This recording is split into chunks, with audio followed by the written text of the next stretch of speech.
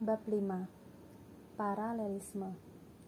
Dalam Webster New World College Dictionary, kata paralel atau paralelos dalam Yunani berdampingan satu dengan lainnya. Di antaranya diartikan sebagai bergerak dalam tujuan yang sama. Maka paralelisme atau kesejajaran mempunyai dua pengertian, kemiripan dan keberlainan atau similarity, dissimilarity, dan pengulangan atau repetition. Kemiripan dan keberlainan didapatkan dengan membandingkan dua gejala sejarah dengan tema sama di tempat yang berlainan. Kemiripan dan keberlainan yang demikian dapat disebut juga sebagai paralelisme horizontal. Pengulangan didapatkan jika kemiripan diambil antara dua gejala sejarah dengan tema dan tempat sama tetapi waktu yang berlainan, atau masa lalu dan masa kini. Pengulangan adalah paralelisme vertikal. Paralelisme dekat dengan sejarah perbandingan atau comparative history yang membandingkan peristiwa-peristiwa sejarah yang sama.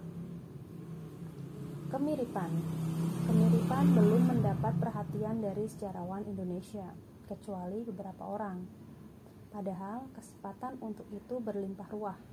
Banyaknya unit sejarah Indonesia, yaitu wilayah, etnisitas, agama, kebudayaan, sangat menjanjikan dari sudut kemiripan dan keberlainan sejarahnya.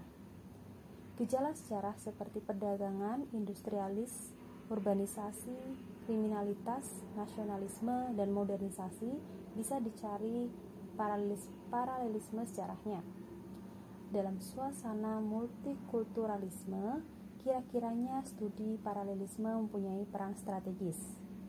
Di luar sejarah, paralelisme sudah biasa dikerjakan.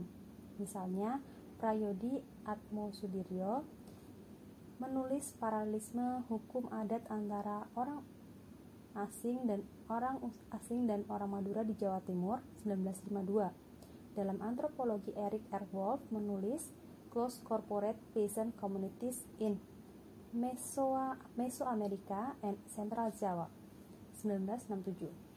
Dan dalam sosiologi ada buku Hans-Dieter Evers, Sosiologi Perkotaan, Urbanisasi dan Sengketa Tanah di Indonesia dan Malaysia, 1982. Dalam paralelisme atau kemiripan dan keberlainan ini, kita akan membicarakan buku Clifford Geertz, Peddlers and Princess, Social Development and Economic Change into Indonesian Towns. Buku Alfian Muhammadiyah, The Political Behavior of a Muslim Modern Organization Under the Dark Colonialists. Artikel Sartono Kartodirjo, Beberapa Perspektif dalam Studi Revolusi Prancis dan Revolusi Indonesia. Dalam Panggung Sejarah, persembahan kepada Profesor Dr. Dennis Lombard. Buku Sugianto Patmo, The Cultivation of Forstellans Tobacco in Surakarta Residency and Besuki Tobacco in Besuki Residency and its Impact on the Peasant Economy and Society 1860 sampai 1960, dan buku Herudin Nasution Status Wanita di Asia Tenggara, Studi terhadap perundang-undangan perkawinan Muslim kontemporer di Indonesia dan Malaysia. Clifford Geertz, Peddlers and Princess, Social Development and Economic Change into Indonesian Towns. Sekalipun buku ini sebenarnya buku antropologi, akan tetapi banyak mengandung peristiwa sejarah dan merupakan contoh yang baik untuk studi paralelisme. Buku ini memuat kesamaan atau perkembangan sosial, perubahan ekonomi, dan perbedaan. Peranan pedagang, peranan bangsawan, antara dua kota, Mojokuto dan Tabanan. Mengenai Mojokuto, dikatakannya bahwa paling tepat ialah melihat kota itu melalui pola organisasi pasarnya. Sementara itu, untuk Tabanan, paling tepat ialah melihatnya melalui struktur politiknya.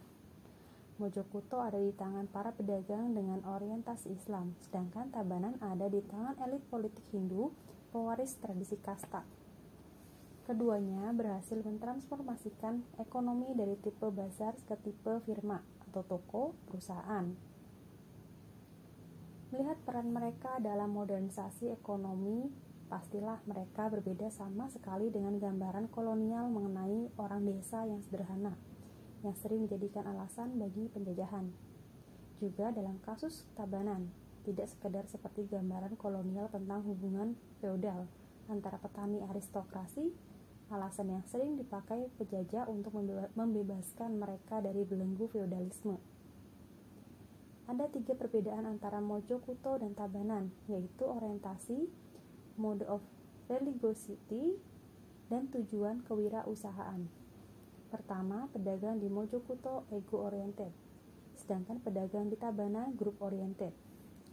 Pedagang di Mojokuto menunjukkan semangat kapitalis, seperti digambarkan oleh Max Weber bagi Protestanisme, karena mereka juga kaum modernis, Muhammadiyah. Di Tabanan, orientasi grup mereka lebih tepat digambarkan dengan konsep Redfield dengan Great Tradition dan Little Tradition. Para aristokrat mewakili Great Tradition, sedangkan petani di sekitarnya mewakili Little Tradition. Aristokrasi di Tabanan hanya mungkin mempertahankan dominasinya dalam masyarakat yang sedang berubah dengan mengalami modernisasi. Gambaran tentang perubahan ini membuat mereka mengalihkan usahanya. Kedua, dalam kehidupan agama, para pedagang di Mojokuto menunjukkan perbedaan yang menyolok dengan mayoritas penduduk yang konservatif. Di Tabanan, sebaliknya, para pengusaha atau aristokrat sepenuhnya sama dengan mayoritas penduduk konformis. Sama-sama pemeluk Hindu tradisional. Aristokrasi mengambil tanggung jawab atas peristiwa keagamaan, sosial, dan budaya. Ketiga, tujuan para pedagang di Mojokuto adalah murni ekonomi, sedangkan pengusaha di Tabanan adalah politik. Kalau para pedagang di Mojokuto ingin kaya, maka para pedagang di Tabanan ingin berkuasa. Para pengusaha atau aristokrat di Tabanan ini mengingatkan kita pada restorasi Meiji, ketika aristokrat menjadi pengusaha. Namun menurut Gates, keduanya menghadapi kendala. Bagi pengusaha di Mojokuto, kendalanya ialah kesulitan untuk berkembang, sedangkan pengusaha di Tabanan sulit menuju rasionalisasi. Dengan kata lain, keduanya menghadapi kendala untuk menjadikan usaha mereka mempunyai manajemen yang profesional, bukan manajemen individual atau keluarga. Alfian, Muhammadiyah, The Political Behavior of Muslim Modernist Organization under the Dutch Colonies. Sekalipun buku ini juga mempunyai informasi mengenai gerakan Muhammadiyah di seluruh Indonesia, kita hanya akan mengambil paralelisme antara Muhammadiyah di Jawa dan Muhammadiyah di Sumatera Barat. Di kedua tempat itu, Muhammadiyah menunjukkan wajah yang berbeda karena tantangan yang dihadapi juga berbeda. Di Jawa, Muhammadiyah bersifat akomodasionis dan pragmatis, sedangkan di Sumatera Barat radikal dan idealis. Tantangan utama di Jawa adalah modernisasi atau pemerintah kolonial dan kristenisasi atau zendik misi. Tantangan utama di Sumatera Barat adalah kaum tua dan kaum adat. Karenanya Muhammadiyah di Jawa hanya modernis saja, sedangkan di Sumatera Barat modernis dan revivalis. Sebab di Sumatera Barat pertentangan dengan kaum tua dan kaum adat sudah mempunyai sejarah yang panjang dan berdarah. Di Jawa, Muhammadiyah berkembang di kota-kota, dan di Sumatera Barat berkembang jauh sampai ke desa-desa.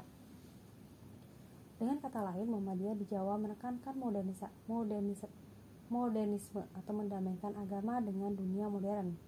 Muhammadiyah di Sumatera Barat menekankan puritanisme atau membersihkan agama dari praktik yang sesat.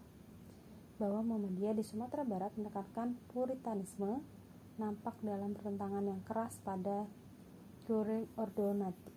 Ordonanti 1925 yang memenangkan kaum tua dan kaum adat. Perbedaan Jawa dan Sumatera Barat itu juga sangat jelas ketika Kongres Muhammadiyah diselenggarakan di Bukit Tinggi tahun 1930. Muhammadiyah Jawa mengajukan perempuan sebagai penceramah, sedangkan Muhammadiyah Sumatera Barat menolak penceramah perempuan. Haji Rasul dari Sumatera Barat dengan kuat bertahan. Hampir-hampir dicapai kesepakatan dengan membentangkan tabir yang menutupi penceramah dari pandangan kaum laki-laki. Akan tetapi kesepakatan itu batal pada detik-detik terakhir. Selain itu, keduanya juga terlibat dalam politik atau perjuangan nasional. Muhammadiyah di Jawa berhadapan dengan SI, sedangkan Muhammadiyah di Sumatera Barat berhadapan dengan PKI dan pemberontakannya pada 1927. Muhammadiyah di Jawa atau Hofhestur masuk ke dalam PPPKI dan MIAI, dan Muhammadiyah di Sumatera Barat disibukkan dengan politik karena pada 1930 berdiri PERMI atau Persatuan Muslim Indonesia yang lebih radikal daripada Muhammadiyah. Sedangkan banyak orang Muhammadiyah yang bergabung. Di kedua tempat itu Muhammadiyah menjadi tempat persemaian nasionalisme. Sartono Kartodirjo. Beberapa perspektif dalam studi revolusi Prancis dan revolusi Indonesia. Sekalipun karangan ini hanya sebuah artikel, tapi sangat berguna untuk studi kemiripan, sebab dalam artikel ini dengan jelas ditunjukkan bagaimana tema yang sama terdapat dalam dua revolusi yang secara geografis dan temporal berjauhan. Tema itu adalah transformasi struktural. Pedesaan Prancis pra-revolusi dan Indonesia pra-revolusi menunjukkan kesamaan.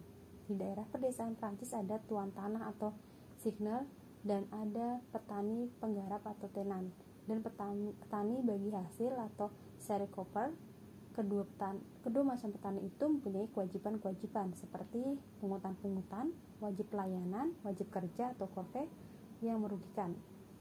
Bagi petani yang ingin terhindar dari kewajiban-kewajiban itu menjadi pengembara atau vagrant atau melakukan perampasan atau brigand.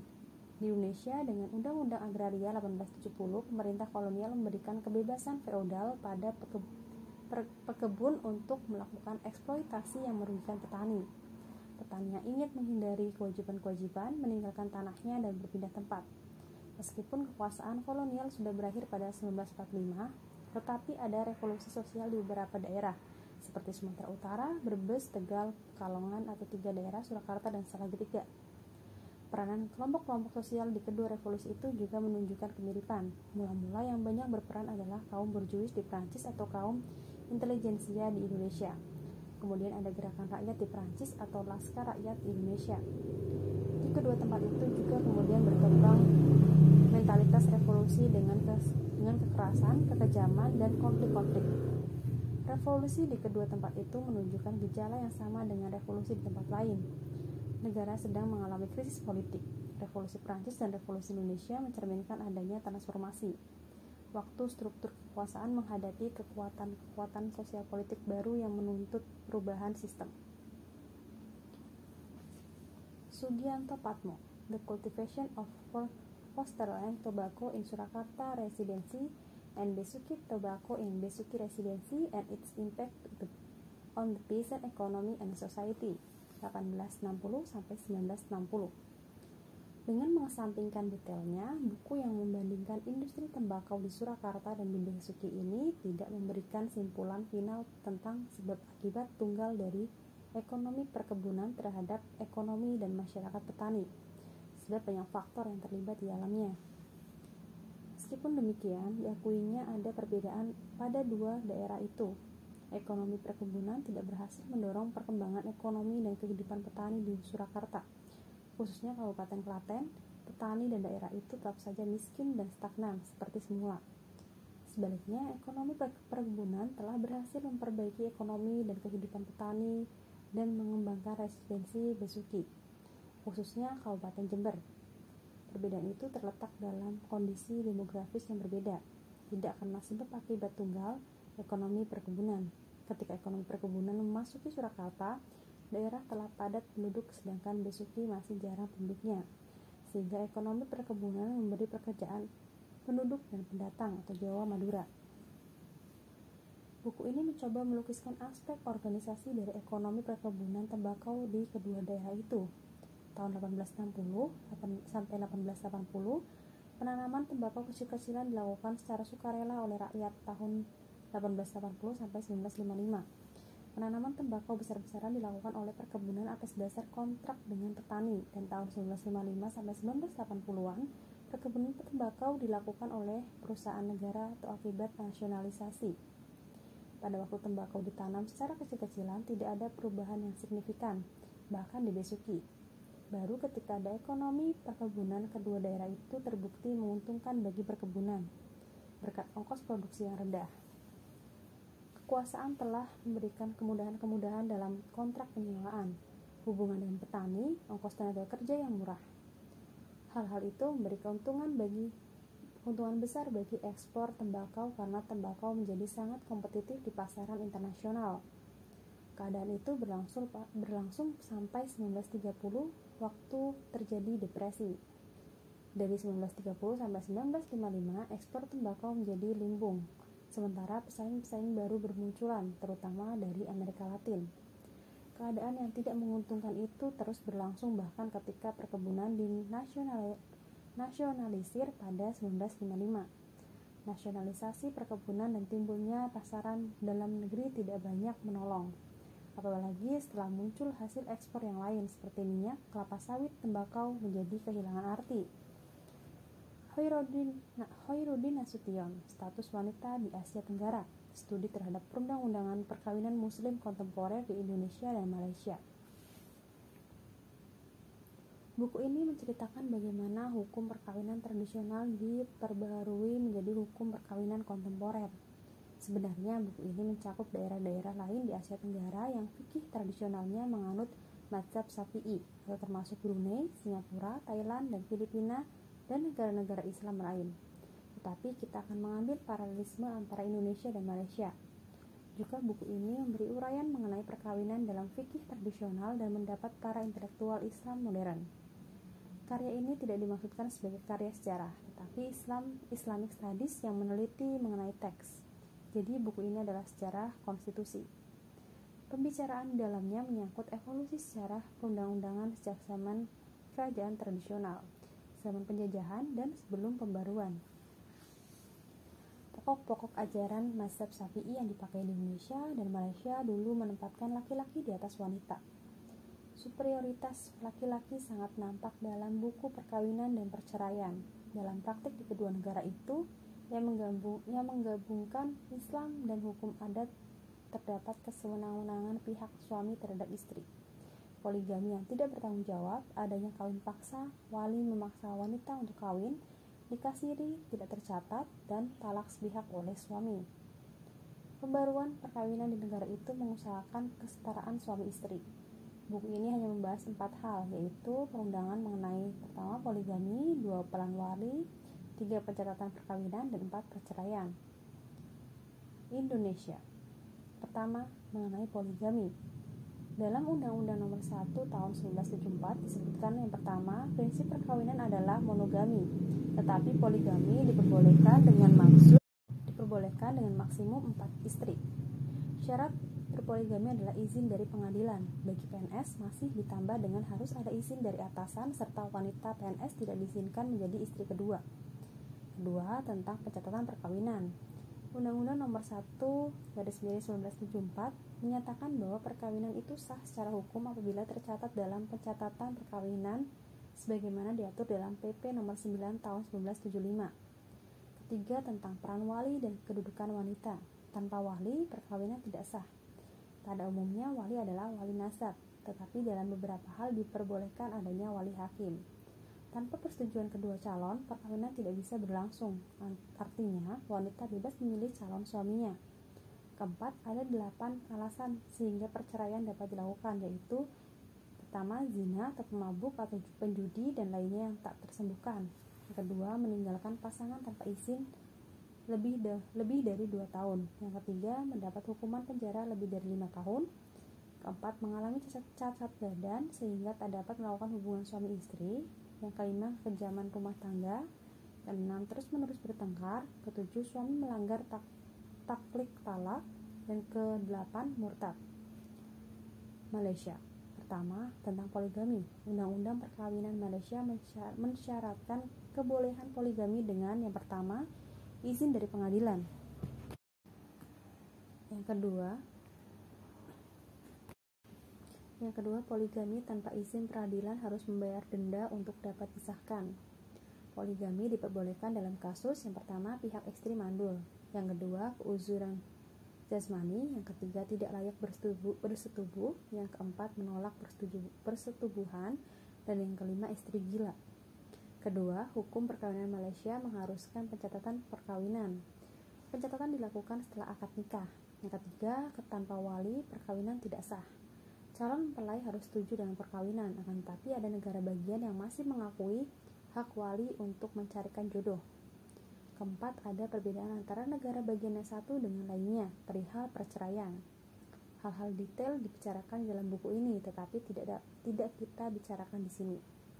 Dengan kata lain, di Indonesia dan Malaysia, tujuan perundang-undangan Muslim kontemporer secara umum sama, yaitu usaha ke arah kesetaraan laki-laki dan wanita. Adapun perbedaannya sangat kecil, misalnya dalam soal poligami. Indonesia dengan tegas menyatakan bahwa asas perkawinan adalah monogami dan poligami hanya sebagai jalan keluar, sedangkan perundangan Malaysia tidak secara tegas menyatakan monogami sebagai asas. Pengulangan. Studi ini jarang ditemukan, karenanya kita hanya menemukan 2 studi. Satu bersifat teoritis, sedangkan lainnya studi empiris. Jenis pertama ialah karya Clifford Geertz, Politics Past, Politics Present. Some notes on the uses of anthropology is in understanding the new states dalam The Interpretation of Cultures. Jenis kedua kita temukan dalam 2 artikel Benedict R. G. Anderson, Gagasan tentang Kuasa dalam Budaya Jawa dan Negara Lama Masyarakat Baru, Orde Baru Indonesia dalam pembandingan perspektif kesejajaran dalam bukunya Kuasa Kata, Jelajah Budaya-Budaya Politik di Indonesia. Clifford Geertz, Politics Past, Politics Present, Some Notes on the Uses of Anthropology in Understanding the New States dalam The Interpretation of Culture. Artikel ini menunjukkan bahwa studi tentang politik tradisional mempunyai kegunaan untuk mempelajari politik masa kini. Buktinya, di masa kini ada 4 macam konsep dari studi antropologi yang dianggap relevan untuk mempelajari negara-negara masa kini. Keempat ialah, yang pertama, konsep tentang hydraulic states atau negara despotik. Pembaharuan Wittfogel atas konsep Marx-Asian mode of production. Yang kedua, segmentary state, di mana loyalitas terletak pada kelompok, tidak pada negara sentral seperti konsep hydraulic state. Yang ketiga, konsep tentang feodalisme, sebuah kategori sejarah yang sangat bervariasi. Dan yang keempat, konsep para ahli prasejarah, arkeologis, orientalis, antropologis tentang negara kuno dan tahapan perkembangannya. Misalnya konsep tentang urban revolution dari Gordon Childe atau konsep tentang perkembangan siklus yang gradual. Geertz sendiri kemudian memberi contoh tentang penelitian antropologis di Bali abad ke-19 yang dapat berguna dalam penelitian tentang dunia ketiga. Bali pada waktu itu menunjukkan bahwa negara didasarkan pada budaya. Negara-negara di Bali mempunyai 3 konsep kekuasaan, yaitu doktrin tentang exemplary center atau pusat yang berwibawa, konsep tentang sinking status atau status yang semakin menyusut, dan konsep tentang expressive politics atau politik yang ekspresif. Penguasaan tidak terletak dalam teknik atau keterampilan administratif, tetapi dalam seni teater. Yang pertama, doktrin exemplary center. Doktrin ini didukung oleh adanya imaji tentang tatanan supranatural. Penaklukan Majapahit atas Pulau Bali pada 1343 menyebabkan Gelgel menjadi pusat kerajaan. Mitos atau penaklukan Majapahit setara dengan mitos atau founding fathers bagi Amerika. Kedua, konsep sinking status. Sesudah tahun 1700, Bali tidak lagi diperintah oleh satu pusat. Pemberontakan menjadikannya terpecah jadi banyak kerajaan. Gelgel atau pewarisnya kelungkung meredup di bawahnya. Ketiga, konsep expressive politics menjadikan Bali sebagai sebuah negara teater melalui banyak upacara. Upacara mempunyai peranan sentral. Negara hanyalah penyelenggara bagi ritual-ritual. Dalam studi negara dunia ketiga masa kini, studi mengenai Bali tradisional abad ke-19 ternyata ada relevansinya. Kita melihat gejala Bali di Ghana, Indonesia, Soekarno-Soeharto, dan Maroko. Perlu dicatat bahwa pengalaman sejarah juga menempati kedudukan penting dalam usaha membangun negara di dunia ketiga. Soekarno misalnya pasti belajar dari pengalaman sejarah sewaktu penjajahan Jepang. Meskipun demikian, studi politik masa lalu tetap dapat menyumbang kerangka kerja bagi penelitian politik masa kini. Benedict R. O. G. Anderson, Gagasan tentang Kuasa dalam Budaya Jawa, Dalam kuasakata Jelajah Budaya-Budaya Politik di Indonesia, artikel panjang yang ditulis pada 1972 ini mencoba membandingkan antara konsep kuasa dalam budaya Jawa tradisional yang irasional di masa lalu dan kesinambungannya dalam konsep kuasa di Indonesia pada Soekarno yang nasionalis anti-barat serta pada Soeharto yang pragmatis pro-barat. Konsep kuasa Jawa tradisional ternyata berbeda sama sekali dengan konsep kuasa Eropa modern. Di Eropa modern, kuasaan dipahami sebagai berikut. Yang pertama, kuasaan bersifat abstrak, artinya kuasa hanya dapat dimengerti lewat hubungan sebab akibat. Apakah perintah pemegang kuasa dipatuhi atau tidak? Yang kedua, sumber kuasa bersifat heterogen, artinya kuasa bersumber pada macam-macam hal atau kekayaan, status sosial, jabatan formal, organisasi, persenjataan, dukungan penduduk, dan sebagainya.